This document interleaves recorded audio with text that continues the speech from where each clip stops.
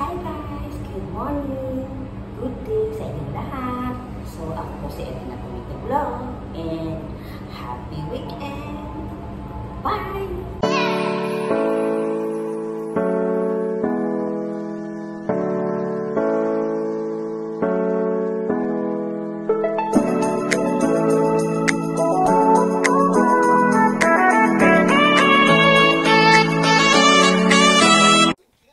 Hi guys! Sa mga syagab dyan, mga Sharonian and Gavinian. So ito na po ay matutuloy na po talaga ang kanilang concert sa USA and happy po ang lahat na matutuloy na sa wakas. Grabe! Ito na po ang ating pinakahihintay.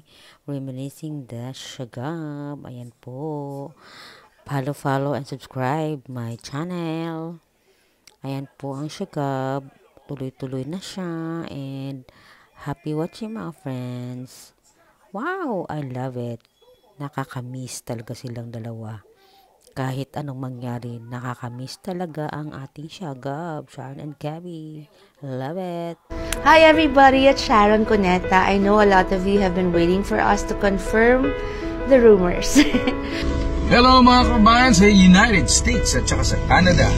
Meron po kami magandang balita. Well, I would like to invite you, everyone in North America, the USA and Canada, to wait for us in October and November 2024. Ang Dear Heart Concert Tour ay matutuloy na po itong October and November 2024. Kasama ko po si Sharon.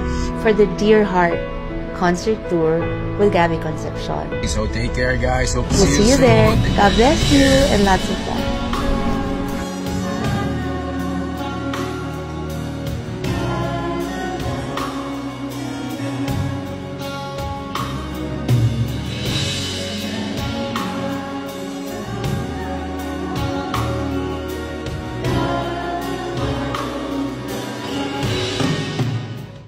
Bubulungan kayo.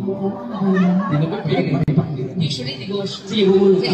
Okay. Bubulong ka. Really?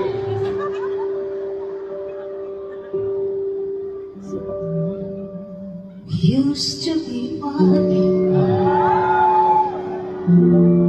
I can remember when our hearts were very young. You said our love would be forever,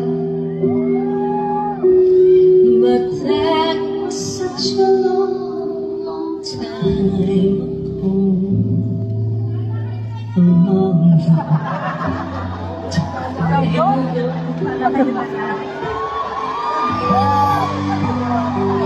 Time and again, I still remember day after day when you hold me close to you, but they are just a part of yesterday. Such a long time ago. Why did it ever have to be this way? You promised me the moon, the sun, the stars above. How come you suddenly switched away? Tell me the truth, that you are certain of. Look at me now, the girl you once loved. Look at me now, grown up and still remember you. Oh, it's such a long